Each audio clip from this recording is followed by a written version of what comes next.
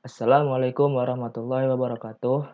Kenalin, masih dengan saya, Aris Sutanto, dari kelas 5B, Universitas Islam Syekh Yusuf, Kota Tangerang. Di video sebelumnya, saya menjelaskan tentang Artificial Intelligence di era Industri 4.0.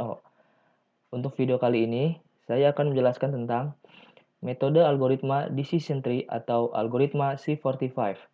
Langsung saja, kita mulai penjelasannya. Dimulai dari pengertian algoritma. Algoritma adalah suatu langkah-langkah yang logis untuk suatu penyelesaian masalah yang disusun secara sistematis dan logis yang bertujuan menghasilkan solusi yang tepat. Awalnya, suatu algoritma dipergunakan hanya untuk perhitungan dalam ilmu matematika saja. Akan tetapi, dalam perkembangannya, kata algoritma justru semakin banyak dipakai pada bidang pemrograman komputer. Algoritma pemrograman merupakan hal dasar yang harus diketahui dan menjadi tahap awal dalam pembuatan program. Penyajian algoritma dapat dilakukan menjadi dua bentuk, yakni dalam tulisan maupun gambar, tergantung dari metode atau tahap yang digunakan oleh seorang programmer. Penyajian dalam bentuk tulisan biasanya menggunakan pseudocode, sedangkan dalam bentuk gambar biasanya dalam bentuk diagram flowchart. Tantangan tersulit adalah mengimplementasikan algoritma yang ditentukan menjadi kode atau skrip yang tertata dan dapat berjalan sesuai keinginan. Sejarah algoritma. Istilah algoritma dalam bahasa Indonesia diambil dari bahasa Inggris, yaitu algorithm, yang secara etimologi berasal dari bahasa Arab, yaitu algorithm, yang mempunyai arti proses menghitung dengan angka Arab. Seorang yang disebut algoris merupakan seorang yang menghitung menggunakan angka-angka Arab. Dalam hal bidang pemrograman, algoritma bisa didefinisikan sebagai suatu urutan langkah-langkah penyelesaian masalah yang disusun secara sistematis dan logis dan mempunyai tujuan untuk menghasilkan solusi yang tepat. Para ahli sejarah matematika mempunyai keyakinan bahwa kata algoritma itu berasal dari nama seorang penulis buku, ahli dalam bidang matematika, dan dia berkebangsaan Arab yang terkenal, yaitu Abu Ja'far Muhammad ibnu Musa al-Khwarizmi. Dia lahir pada tahun 780 Masehi di Khwarizm dan wafat pada tahun 840 Masehi di Baghdad, Irak. Orang Barat melafalkan Al-Khwarizmi dengan algoritma, mungkin karena Al-Khwarizmi seorang algoris yang sangatlah pintar dan ahli dalam bidang matematika. Kemudian untuk selanjutnya dikenal dengan sebutan algoritma, yaitu sebagai definisi untuk langkah penyelesaian suatu masalah yang menghasilkan solusi. Ciri-ciri algoritma. Adapun ciri-ciri algoritma sebagai berikut. 1. Ada input. 2. Ada proses. 3. Ada output. 4. Memiliki instruksi-instruksi yang jelas dan tidak ambigu. Dan 5. Mempunyai stopping rule. Fungsi algoritma. Berikut ini terdapat beberapa fungsi algoritma, terdiri atas 1. Algoritma bisa digunakan untuk memecahkan program yang rumit. 2. Algoritma bisa menjadikan program yang besar menjadi program yang lebih sederhana. 3. Algoritma bisa digunakan secara berulang atau lebih dari satu kali penggunaan. 4. Memudahkan dalam pembuatan program. 5. Bisa mengatasi segala masalah dengan logika dan urut. 6. Menggunakan fungsi algoritma bisa melakukan pendekatan top-down dan juga divide and conquer. 7. Meminimalisir penulisan program yang berulang-ulang. 8. Dokumentasi yang lebih mudah. 9. Program yang ada menjadi lebih terstruktur dengan rapi sehingga dapat lebih mudah untuk dipahami atau dikembangkan. 10. Ketika terjadi kesalahan bisa dicari dengan mudah karena dengan fungsi algoritma bisa mendapatkan alur yang jelas. 11.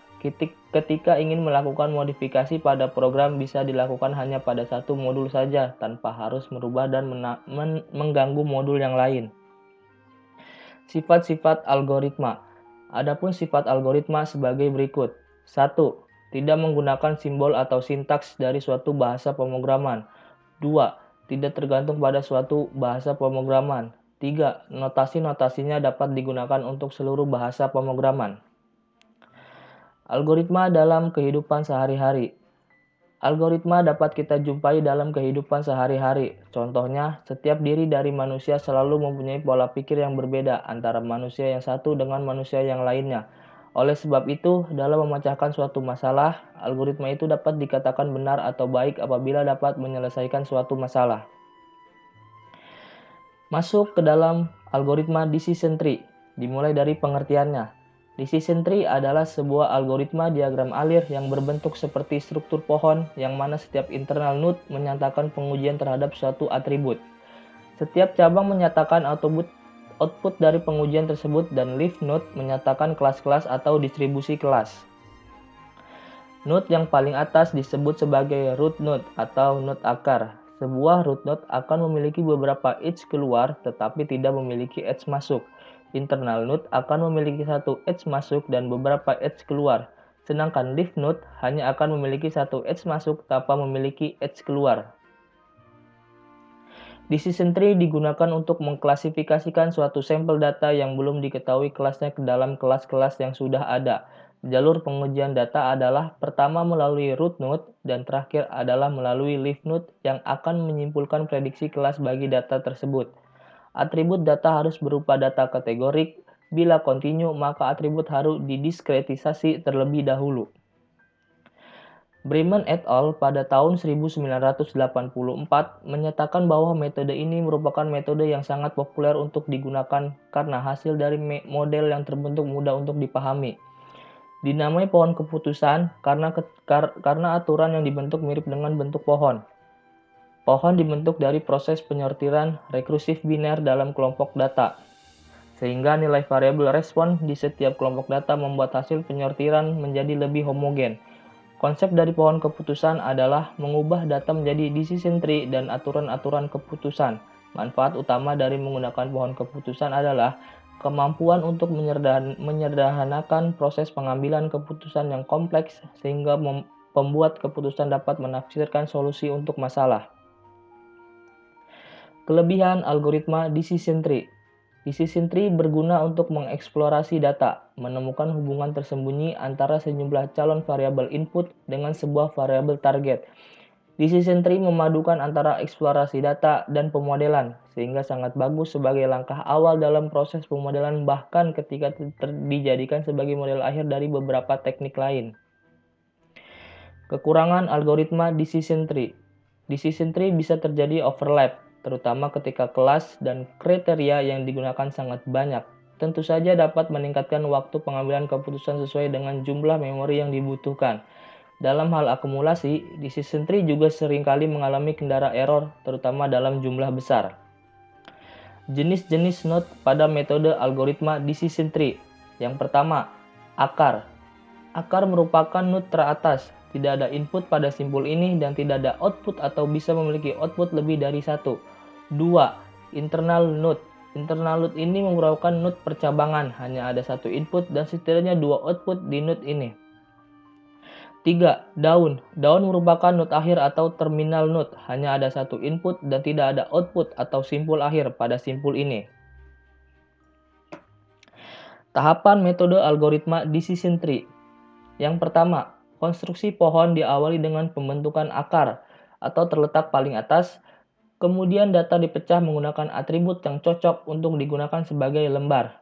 Yang kedua, pemangkasan pohon atau tree pruning, yaitu mengidentifikasikan dan membuang cabang yang tidak diperlukan pada pohon yang telah terbentuk. Ini karena pohon keputusan yang dibuat bisa besar sehingga dapat disederhanakan dengan pemangkasan berdasarkan nilai kepercayaan atau level kepercayaan.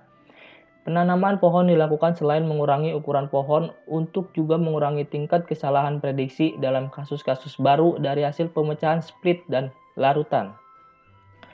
Yang ketiga, pembentukan aturan keputusan, yaitu membuat aturan keputusan dari pohon yang telah dibentuk. Aturannya bisa dalam bentuk if-then, yang diturunkan dari pohon keputusan dengan menelusuri dari akar ke daun. Untuk setiap node dan cabang, jika ditentukan, maka nilai sheet dimasukkan. Setelah semua aturan dibuat, aturan dapat disederhanakan atau digabungkan. Pohon keputusan adalah model klasifikasi paling populer karena dapat dengan mudah ditafsirkan oleh manusia. Banyak algoritma yang digunakan untuk membangun pohon keputusan, seperti ID3, G4.5, Chart, and GUID.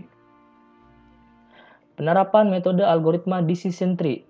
Decision tree atau pohon keputusan adalah alat pendukung keputusan yang menggunakan model keputusan yang berbentuk seperti pohon.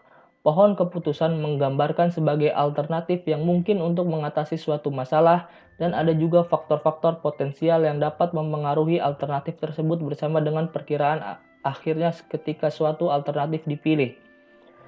Pohon keputusan adalah metode yang dapat digunakan untuk menampilkan algoritma yang hanya berisi pernyataan kontrol bersyarat. Penggunaan decision tree ini umumnya adalah riset operasi, khususnya dalam analisis keputusan. Tujuan menggunakan pohon keputusan adalah untuk mengidentifikasi strategi yang paling mungkin untuk mencapai tujuan dan merupakan alat yang populer dalam pembelajaran mesin. Pembahasan metode algoritma decision tree. Nah, di sini kita akan membahas tentang metode algoritma decision tree. Dimulai dari perancangan sistem. Pada tahap perancangan sistem ini, akan dirancang suatu sistem dalam suatu bagan yang menunjukkan alur proses yang terjadi di dalam sistem tersebut. Berikut ini akan ditunjukkan proses-proses yang berperan penting dalam perancangan sistem yang ditampilkan dalam bagan alir dokumen sistem. Gambar di samping adalah flowchart dari metode algoritma decision tree yang menunjukkan proses-proses yang terjadi di dalam sistem. Diawali dengan menginputkan data yang akan dipakai untuk membuat pohon keputusan. Proses selanjutnya adalah memilih atribut, kemudian menentukan atribut hasil dari atribut-atribut yang telah dipilih. Setelah itu, atribut yang dipilih beserta anggotanya akan disimpan ke dalam database. Setelah disimpan, seluruh data akan ditransformasi ke dalam format yang dibutuhkan. Kemudian proses mining pun mulai dijalankan, dan hasilnya akan disimpan ke dalam database lebih dulu, kemudian ditampilkan ke user. Setelah pohon keputusan terbentuk, proses selanjutnya adalah menginputkan data yang belum mempunyai jadwal kerja, kemudian proses pembentukan jadwal kerja yang baru akan dimulai. Jadwal kerja dibentuk berdasarkan rule-rule dari pohon keputusan yang dihasilkan. Nah, masuk ke dalam implementasi sistem. Setelah melalui tahap perancangan sistem, tahap berikutnya adalah implementasi sistem. Untuk menjalankan sistem ini, hal pertama yang dilakukan adalah menginputkan data untuk membentuk pohon keputusan. Data yang diinputkan sudah tersimpan di dalam database server. Setelah data diinputkan, data akan ditransformasi dan diproses untuk menghasilkan pohon keputusan. Pohon keputusan akan terbentuk jika data yang diinputkan adalah data yang memang mempunyai pola tertentu dan mempunyai jumlah yang cukup besar.